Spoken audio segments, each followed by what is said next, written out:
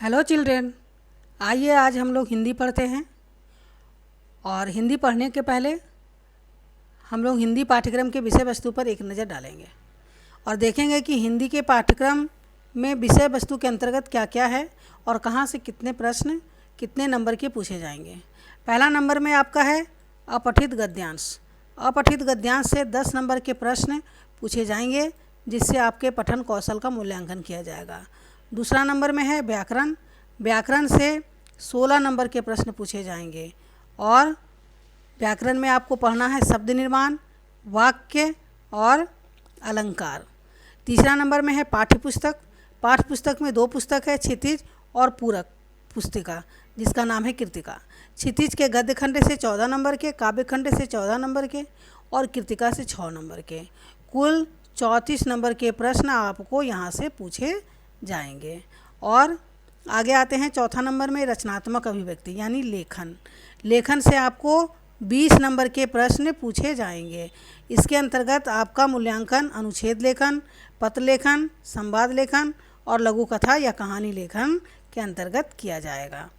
और बच्चों, एक बात ध्यान देने की है कि पाठ्यक्रम के कुछ पाठ को केवल पढ़ने के लिए रखा गया है, यानी सीबीएसई ने आपके एग्ज़ाम के भार कम करने के लिए कुछ पाठ को हटा दिया है। जैसे गद्य खंड से पाठ 3 और पाठ 8 सिर्फ पढ़ने के लिए है, इससे प्रश्न आपके एग्ज़ाम में नहीं पूछे जाएंगे। पाठ 9 का दूसरा शब्द यानी पाठ 9 में एक साखिया है, 2 शब्द है, जिसमें से दूसरा शब्द से प्रश्न नहीं पूछे जाएंगे और पाठ 13 से प्रश्न नहीं पूछे जाएंगे।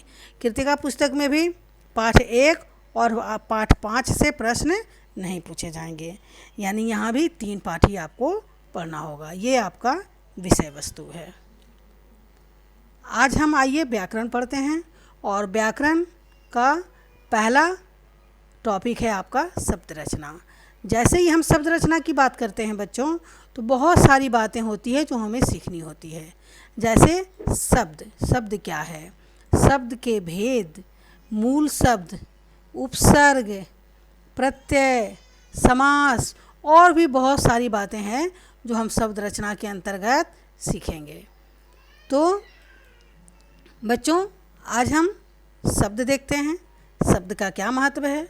चूँकि सामाजिक जीवन में हम अपने भावों और विचारों को दूसरे के समक्ष प्रकट करते हैं और ये हम भाषा के द्वारा करते हैं, जबकि भाषा का निर्माण वाक्य से होता है और वाक्य शब्द से बनते हैं।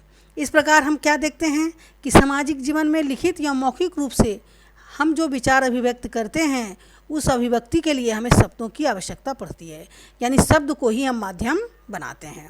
इस प्रकार से शब्द का सामाजिक जीवन में बहुत ही ज़्यादा महत्व है। अब दूसरा पॉइंट देखते हैं।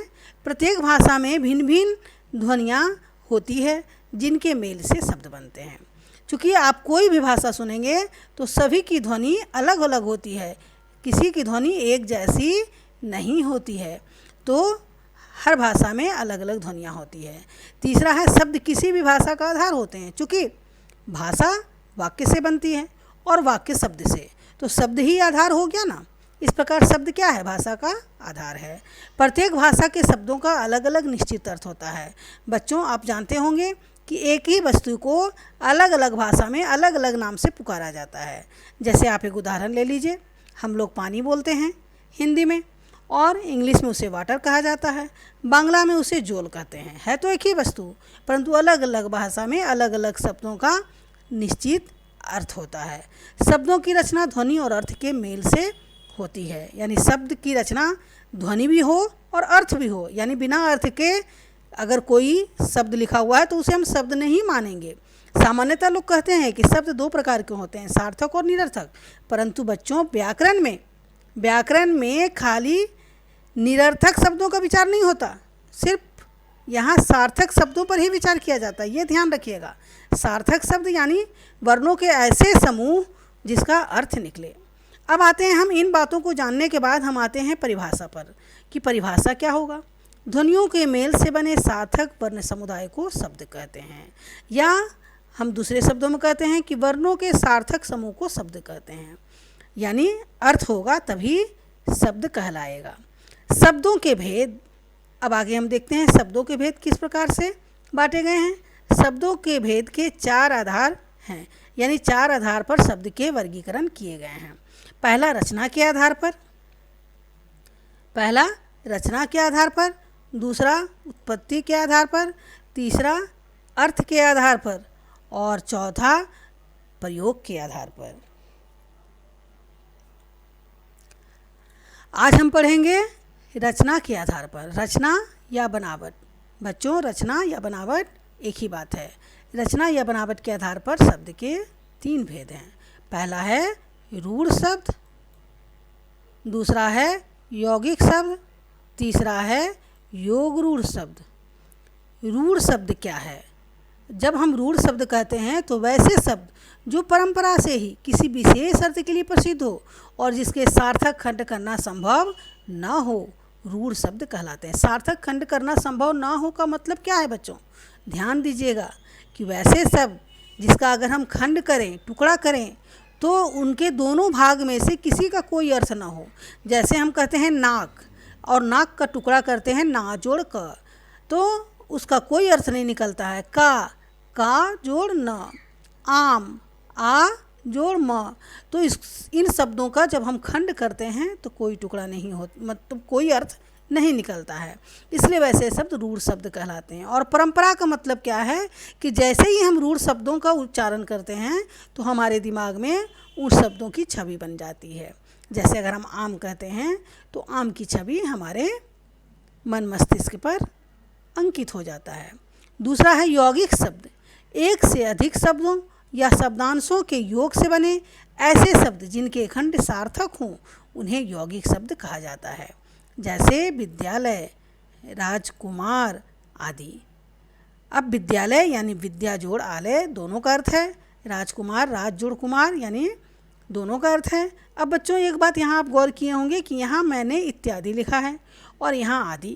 तो ऐसा क्यों लिखा है? तो गौर कीजिएगा कि जब हम 1 या 2 उदाहरण देते हैं तो आदि लिखते हैं, और जब 2 से अधिक उदाहरण दिया जाता है तब इत्यादि लिखना चाहिए। यही हिंदी में नियम है। अब आगे आते हैं यौगिक शब्द की रचना कैसे होती है। यौगिक शब्द की रचना 4 तरह से होती है।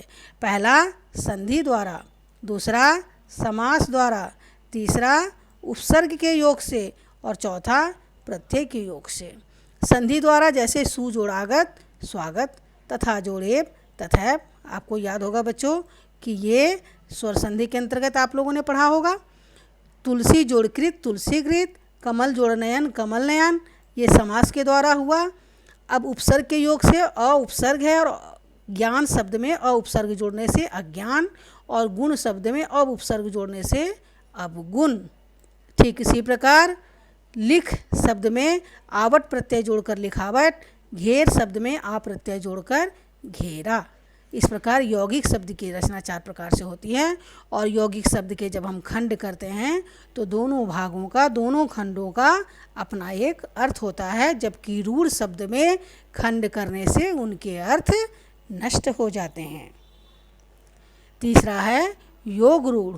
योग रूढ़ वैसे शब्द जो यौगिक तो होते हैं पर अर्थ के विचार से अपने सामान्य अर्थ को छोड़ किसी परंपरा से विशेष अर्थ के परिचायक होते हैं, योग रूढ़ कहलाते हैं। बच्चों, इस बात को हम लोग समास के अंतर्गत भी पढ़ेंगे, और वैसे शब्द आप बहुव्रीहि समास में देखेंगे। दूसरे शब्द में हम कह सकते हैं कि यौगिक शब्द जब अपने सामान्य अर्थ को छोड़कर विशेष अर्थ बताने लगे तब वे शब्द योग रूढ़ कहलाते हैं। जैसे लंबोदर, जैसे पंकज, जैसे चक्रपाणी। लंबोदर यानी लंबा जोड़ उदर। लंबा उदर किसका है? गणेश का। तो लंबा का भी अर्थ है, उदर का भी अर्थ है, और एक तीसरा अर्थ क्या है? गणेश। पंकज, पंक यानी कीचड़, ज यानी जन्मा हुआ। पंकज यानी कीचड़ में जन्मा हुआ। कौन है? कमल। चक्रपाणी, पाणी मतलब हाथ, चक्र मतलब चक्र। किसके हाथ में चक्र है? विष्णु। इस प्रकार से इन शब्दों के एक और अर्थ ग्रहण किए जाते हैं। ऐसे शब्द ही योग रूढ़ शब्द कहलाते हैं। ठीक है बच्चों, मुझे उम्मीद है कि आप लोगों को ये बातें समझ में आई होगी। अब हम आपको आज का होमवर्क देते हैं। पहला क्वेश्चन है, शब्द किसे कहते हैं? शब्द की रचना कैसे होती है? तो आप इसका आंसर इस पेज को पढ़कर बना सकते हैं।